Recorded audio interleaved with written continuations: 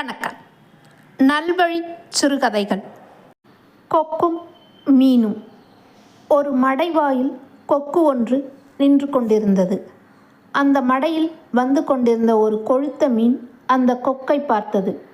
பார்த்தவுடன் அது பயந்து அப்படியே நின்றுவிட்டது. அந்த மீனின் தாய் அதனிடம் கூறிய சொற்கள் அதற்கு நினைவுக்கு வந்தன.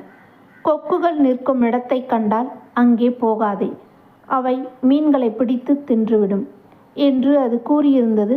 எனவேதான் அந்த கொழுத்த மீன் கொக்கை கண்டவுடன் பயந்து நின்றுவிட்டது. ஆனால் அதை காட்டிலும் சிறிய மீன்கள் எல்லாம் சிறிதும் அச்சமில்லாமல் மடைவாய் வழியாக சென்று கொண்டிருந்தன. கொக்கு நிற்பதை பற்றி அவை கவலைப்பட்டதாகவே தெரியவில்லை.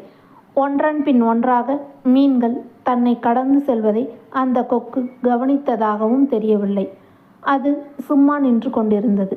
அந்த கொழுத்த மீன் குஞ்சு சிறிது நேரம் நின்று பார்த்தது. இந்த கொக்கு ஏமாளி கொக்கு போலிருக்கிறது. இத்தனை மீன்களில் ஒன்றை கூட பிடித்து தின்னவில்லை. இவ்வளவு சின்ன சின்ன மீனெல்லாம் அந்த கொக்குக்கு பயப்படாமல் போகும்போது நான் ஏன் பயப்பட வேண்டும் என்று நினைத்து கொண்டு அதுவும் புறப்பட்டது. மடைவாயை அந்த கொழுத்த மீன் குஞ்சு நெருங்கியது. திடீரென்று அதன் மண்டையில் ஒரு கொத்து விழுந்தது. அதற்கு தலை சுழன்றது. மயக்கம் வந்தது. அதே சமயம் கொக்கு அதை பிடித்து கொன்று தின்றது. மறுபடியும் அந்த கொக்கு இன்னொரு கொழுத்த மீன் எப்போது வரும் என்று எதிர்பார்த்து கொண்டு மடைவாயின் கரையில் நின்று கொண்டிருந்தது. கருத்து: ஓடுகிற மீனையெல்லாம் ஓட விட்டுவிட்டு பொருத்தமான மீன் வரும்போது சட்டென்று கொற்றி தின்றுவிடும் கொக்கு.